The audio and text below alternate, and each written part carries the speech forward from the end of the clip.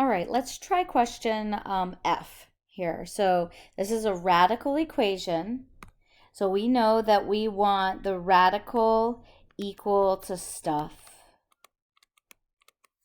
So I have radical 2x plus 7 and then plus 3 equals 1.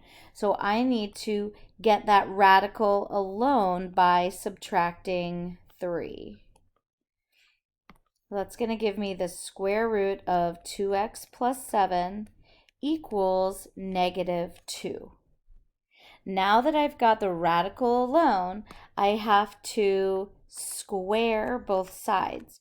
And remember, square both sides is going to be in air quotes, because if this was not a square root, if it was some other radical, like a cube root or a fourth root, we would raise it to the appropriate power. So here it is a square root, so we're going to just square both sides. And the lucky thing is that squared and square root cancel, so I have 2x plus 7 equals, and now negative 2 times negative 2 is positive 4. And now we have what's called a linear equation. And for a linear equation, we're going to get x alone. I don't know why my things keep disappearing. I'll just keep writing them, I guess. So I'm going to subtract 7. So I have 2x equals negative 3. And then I'm going to divide by 2. And I'm going to get x equals negative 3/2. And you're probably thinking, oh, fraction. But remember, that fraction is going to work itself out. So this is probably your answer. How do I know? I have to check it. So I'm going to go up here and I'm going to check x equals negative 3/2. So I plug it in. 2 times negative 3/2 plus 7. And then plus 3, is that the same as question 1? I don't know, let's try.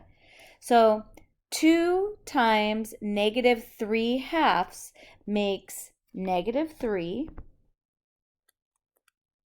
So negative 3 plus 7 is 4. So my left-hand side here has the square root of 4 plus 3. The square root of 4 is 2, so 2 plus 3. Is that the same as 1? No. 5 is not the same as 1. Oh, bummer. What does that mean? Well, the only possible answer didn't work. Oh, this one doesn't work. So my answer is, hey, there's no solution to this equation. This is never true. Now, here's just a quick hint. The method I just did will always work. Okay? Once you feel comfortable with that method, an advanced trick here is in this second step, we got the square root of something, which happens to be 2x plus 7, equals a negative number.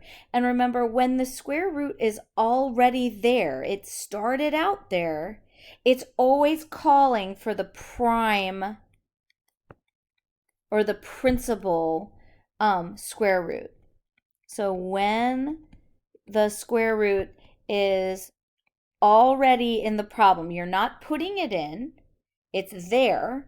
When it's there, you're only talking about the principal square root, which is the positive value. So this side is a positive value, and this side is a negative value, and that will never happen.